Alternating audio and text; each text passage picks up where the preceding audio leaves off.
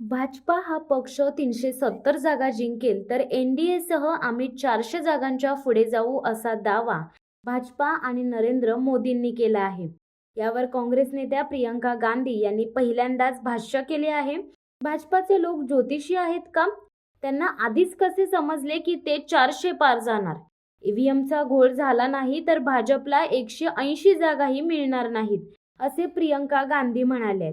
उत्तर प्रदेशमधील सहारनपूरमध्ये आज रामनवमीला काँग्रेसची प्रचार सभा झाली, त्यावेळी त्या बोलत होत्या।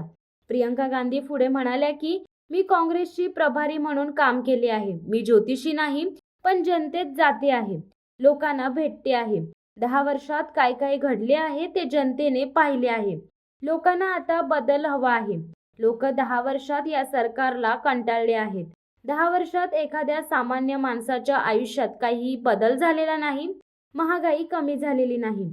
आज रामनवमी आहे, सण आहे, अशा वेळी लोकांकडे खरेदीसाठी पैसे नाहीत अशी स्थिती अनेक घरांमध्ये आहे। बेरोजगारी वाढली आहे, नोकऱ्या नाहीत। एनडीए भाजपचा 400 पार आणि 370 जागा जिंकण्याचा दावा नेमक्या कुठल्या आधारावर करण्यात आला आहे? मला वाटते आहे बहुधा त्यांनी काहीतरी गडबड आधीच करून ठेवली आहे, ज्यामुळे त्यांना माहीत आहे की आम्ही 400 पार जाणार आहोत। मी काही ज्योतिषी नाही, त्यामुळे आम्हाला नेमक्या किती जागा मिळतील हे आत्ताच सांगू शकणार नाही।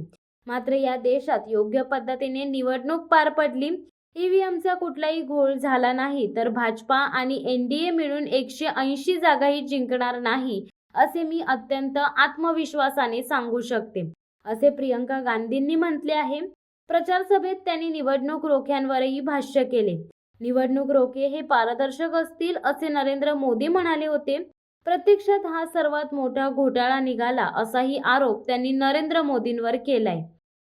में कितनी सीटें कांग्रेस और गठबंधन इस बार एक्सपेक्ट कर रहा है? मैं प्रभारी रही हूँ, ज्योतिषी नहीं रही हूँ। पार की बात कह रहा है, ज्योतिषी नहीं रही हूँ, मैं प्रभारी रही हूँ। सीटें अच्छी आएंगी, जनता बदलाव चाहती है। मैं राजस्थान गई, उत्तराखंड गई, जनता में कोई रुझान है, थक गए हैं। वो ऐसी राजनीति नहीं चाहते, देख ली उन्होंने 10 सालों से यही घूम घूम के यही बातें हो रही हैं। लेकिन 10 सालों में किसी आम आदमी की, किसी आम महिला की के जीवन में तरक्की नहीं आ रही है, रोजगार नहीं मिल रहे हैं, महंगाई घट नहीं रही है। अब त्योहार का समय है, रामनवमी है, आज त्योहार का समय है, किसी के पास खरीदने के लिए पैसे नहीं है। चाहे कितने भी लोग परिवार में काम कर रहे हों, पूरा ही नहीं हो रहा है। महंगाई इतनी बढ़ चुकी है, बेरोजगारी इतनी बढ़ चुकी है, हद से ज्यादा।